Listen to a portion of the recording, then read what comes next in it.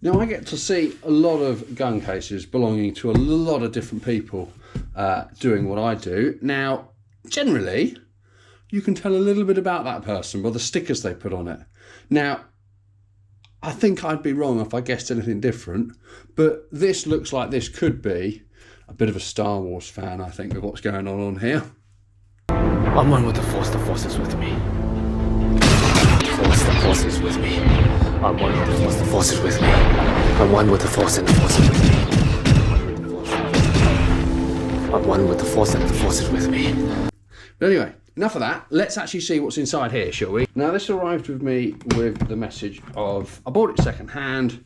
Can you have a little look at it and can you make sure it's performing nicely? Now, we don't want to go mad, but we do need to make sure that it works well. So what do we got? Look at this. We have got a Thompson submachine gun. That is very gangster. I'm sure you'll agree. Look at it. What a beast.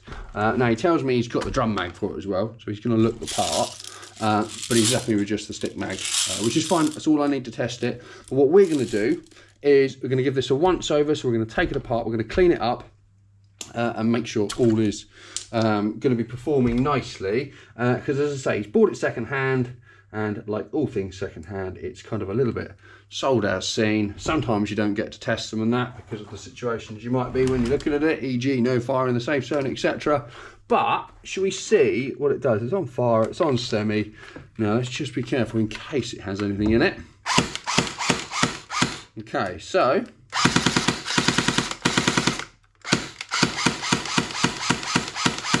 well, it sounds like it's working. Should we put some ammo through it? Let's find out what weight this BB is first, shall we? Okay, so looking at this, the BB that's come out of the magazine in this scenario is a 0.3. So all chrono checks that we're going to do will be based on ammo because that's what he's provided me with. So let's see what this is doing as it is. So just briefly then, 0.3 gram BBs on the chrono, semi-auto, 248, 243, 248, 250, 245. Lovely. Bit of full auto. Okay, nice and consistent, and currently doing around 10 rounds a second, and that is using this battery here, which was a 7.4 Lion.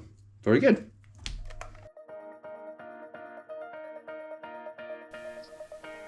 So as we can see, this toy, despite being second hand, is working fine, but I do think we can make it better. So our first step is going to be to disassemble everything. So that's going to involve taking things like the stock off, removing the upper and lower receiver, getting rid of the hand grip so that we can access the gearbox so we can begin the full service.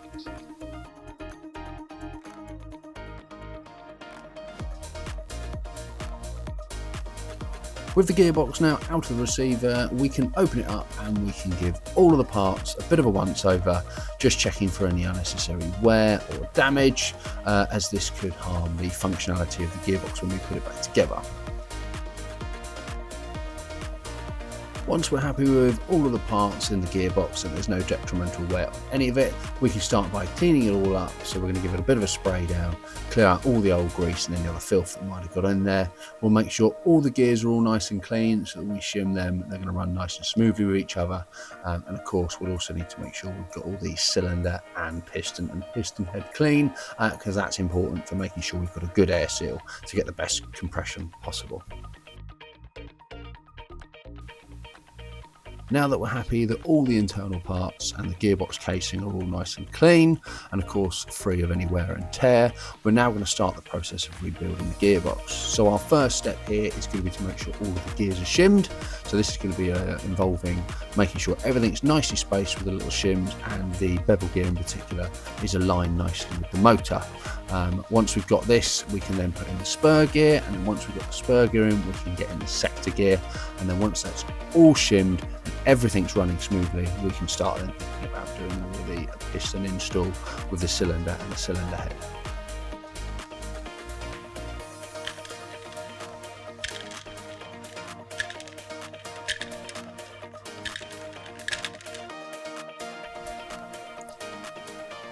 Now that we're happy that all the gears are nicely shimmed and turning smoothly, it's now time to get some grease on all of the moving parts.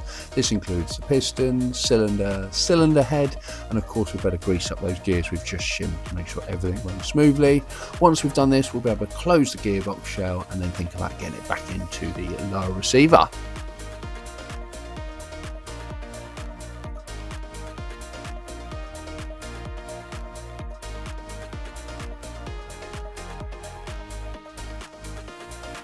The next step I'm going to do is to swap out and upgrade the hot rubber.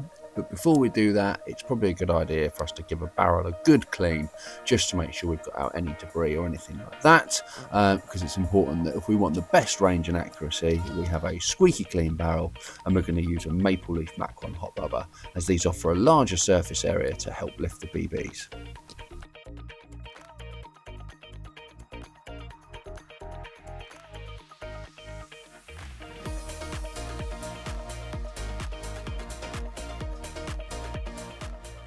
There we go, so that is all back together now. So it's all freshly serviced and running smoothly. And we've got the hop-up upgrade in there, so we should see a bit of an improvement on what that was doing. I was told that before it had come to me, he did have a little test of it in a bit of an area where he could do safely, and it was only getting about 40 meters. Now, unfortunately, I'm not in a position to be testing this right here, right now for this video, but I'm confident that that will fire further than 40 meters. So what does it sound like now? Let's have a quick comparison and chuck in the comments if you can hear a difference or not.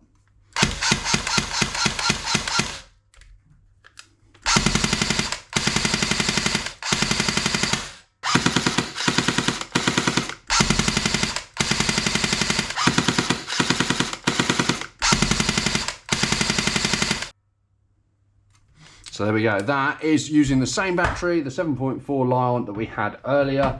What we're going to do now is we're going to pop the magazine back in with the 0.3 gram BBs. Just give it a quick chrono, just to finalise this video, see where we're at. So let's put that in there. Let's make sure it's firing. Beautiful, where's the chrono? There it is. We'll pop that on screen for you to see. And then here we go, ready, semi-auto. 236, 242, 241, 244, 244, 242, 241, and 242. Quick full auto burst. I don't imagine this has changed too much, to be fair.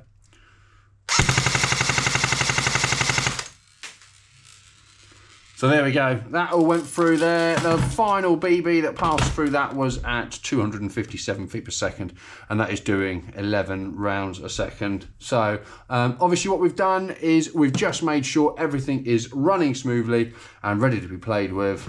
So that is now ready to go. So a nice little second-hand purchase from my customer here. I think he's done well with that. Nothing too major to get it working. Just a quick once over, bit of a shim, fresh grease, make sure the air seal's good. A little bit of an upgrade on the hop-up rubber. So that is effectively what we call my stage one, and that the reason that is the stage one is that is where we begin, because no matter how good you make the rest of it, if you don't have a decent hop-up rubber, it doesn't matter how good the rest is, it's still not going to be particularly brilliant. So service done, stage one done, video complete. Like and subscribe everyone, and I will see you all in the next one.